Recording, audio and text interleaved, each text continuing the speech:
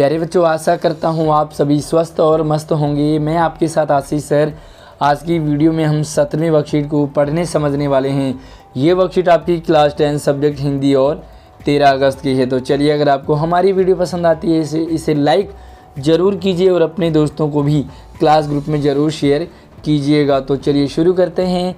और आज का हमारा पहला पार्ट क्षितिज में पहली कविता, और उसका नाम है सूर के पद, जो कि सूरदास जी ने लिखी है। और इस कविता को बहुत ही मज़ेदार कविता है, इंटरेस्टिंग है। इससे पहले थोड़ा सा मैं आपको इसके बैक में ले चलता हूँ ताकि आपको ये कविता अच्छे से समझ आए। गोपियाँ कृष्ण से बहुत प्रेम करती है। वो कृष्ण से दूर अलग नहीं रहना चाहती और वो कृष्ण से दूर रह भी नहीं पाएंगी। आज वो समय आया, कृष्ण को गोकुल छोड़कर के मथुरा जाना पड़ता है कंस को मारने के लिए। गोपियाँ रास्ते में लेट जाती हैं और कृष्ण को नहीं जाने देती।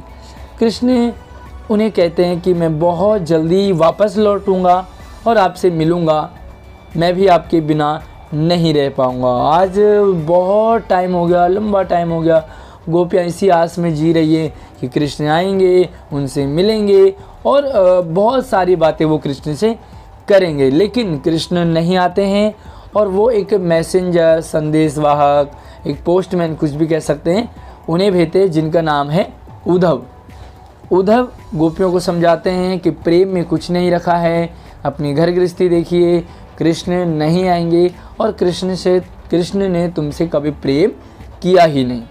गोपियाँ उसकी एक नहीं सुनती है और वो उल्टा उद्धव को ही समझाने लगती।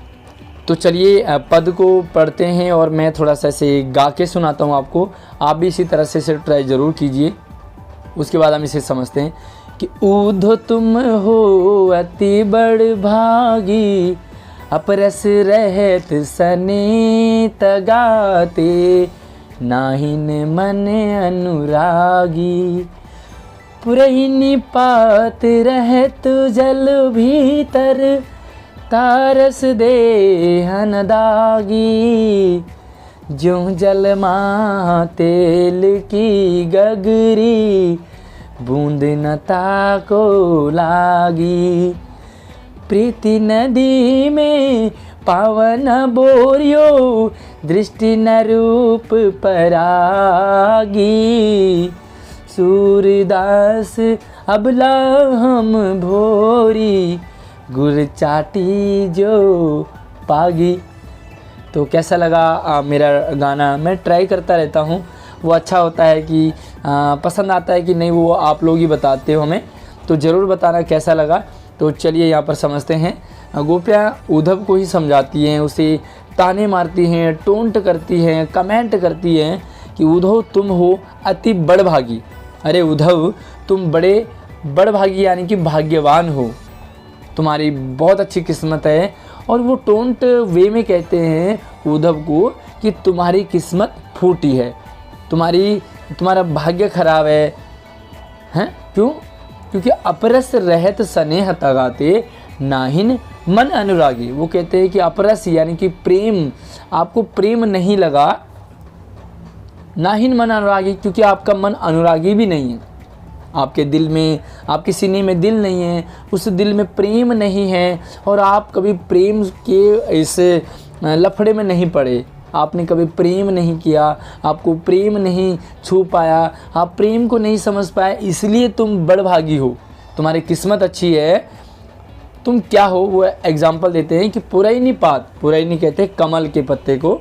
तो कमल का पत्ता क्या करता है? रहत जल भीतर, वो पानी में रहता है, लेकिन तारस देहन दागी, पानी की बूंद पत्ते पर एक भी दाग नहीं लगाती है। आप ये देखो, एग्जाम्पल हम अरबी के पत्ते से लेते हैं। अरबी का पत्ता अगर पानी में आप डुबाओ और ऊपर उसे उठा लो तो वो सारा पानी जो इधर उधर चला जाता है, यानी कि उसे भिगोता नहीं है। तो वो कहते हैं तुम कमल के पत्ते की तरह हो, तुम कृष्ण रूपी प्रेम में कभी डूबे नहीं।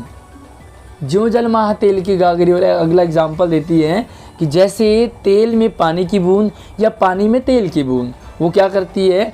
वो बूंद न ताको लागी, आपस में एक अगर तेल में आप पानी की बूंद डाल दो तो ऊपर ही तैरता, मिलता नहीं है। इसी तरह पानी में अगर तेल की बूंद डाल दो तो ऊपर ही तैरता रहता है, यानी कि मिलता नहीं है। इसी तरह तुम कृष्ण के साथ तो रहते हो, कृष्ण के पास तो रहते हो, प्रेम की नगरी कृष्ण के पास रहते हो, लेकिन तुम्हें कृष्ण का प्रेम थोड़ा सा भी नहीं लगा। आगे कहते हैं कि प्रीति नदी में पाँव न बोरियो, प्रीति नदी यानी कि प्रेम रूपी नदी, कहते हैं वो कि तुम प्रेम रूपी नदी में कभी पाँव न बोरियो, बोरियो कहते हैं डालना, तुम कभी पाँव मत डालना प्रीति नदी में। कहने का मतलब है कि तुम कभी प्रेम मत करना, दृष्टि न रूप परागी, और कभी किसी पर इस तरह से नज़र मत लगाना, मतलब किसी को अपने आँखों में मत बसाना कि हम जैसे पगला जाएंगी। सूरदास अबला हम बोली, सूरदास जी कहते हैं कि गोपियाँ कहती हैं हम भोली हैं, भोली यानी कि भोली हैं, क्यों? हम कृष्ण से बहुत प्रेम करती हैं, हम वो चींटी हैं और कृष्ण गुड़ है। वो कहते हैं कि चींटियाँ गुड़ पे जाती हैं और वो चिपक के मर जाती हैं, लेकिन फिर भी चींटियाँ गुड़ के पास जाना नहीं छोड़ती हैं, वो गुड़ के पास लगातार जाती हैं और मर जाती है। उसी तरह कृष्ण भी हमारे लिए गुड़ है और हम चींटी हैं, हम कृष्ण की तरफ जा रहे हैं। हमें पता है कि प्रेम प्यार, ये लव वव का चक्कर बहुत ही खतरनाक होता है, इसमें सब कुछ भूलना पड़ता है, लेकिन फिर भी हम कृष्ण से प्रेम करती हैं। तो प्यारे बच्चों, कभी क्या आपको इस तरह का प्रेम हुआ गोपियों की तरह, जहां आपको कुछ भी समझ नहीं आया, आपको लगा कि बस हमारे लिए तो एक वही है, उसके अलावा हमारे लिए दूसरी चीज़ कुछ नहीं है? तो समझ आया होगा आपको। चलिए हम यहाँ पर कुछ सवाल है वो MCQ टाइप के, उन्हें हम यहाँ पर देखते हैं। पहला सवाल है MCQ टाइप के प्रश्न है। पहला सवाल है, गोपियाँ उद्धव को क्या कहकर पुकारती हैं?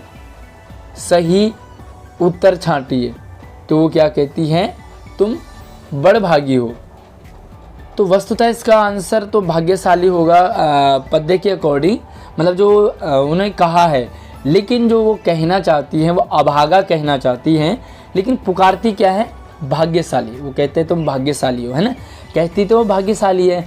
उनका व्यंग्य अगर आता है कि इसमें व्यंग्य क्या है, तो व्यंग्य आप अभागा लिखते हैं। दूसरा है, प्रस्तुत पद्यांश में उद्धव की व्यवहार की तुलना किस किस से की गई है? कमल का पत्ता, प्रीति नदी, गुलाब का पत्ता, बेर की नदी, नीम का पत्ता, गहरी नदी। तो इसका पुरैनीपात यानी कि कमल के पत्ते से की गई है। और अगला है कि गोपियों की तुलना किस से की गई है? तो गोपियों की तुलना चीनी से, गुड़ से या चींटी से। तो इसका आंसर है चींटी। ठीक है, तो फिर से एक बार देख लो।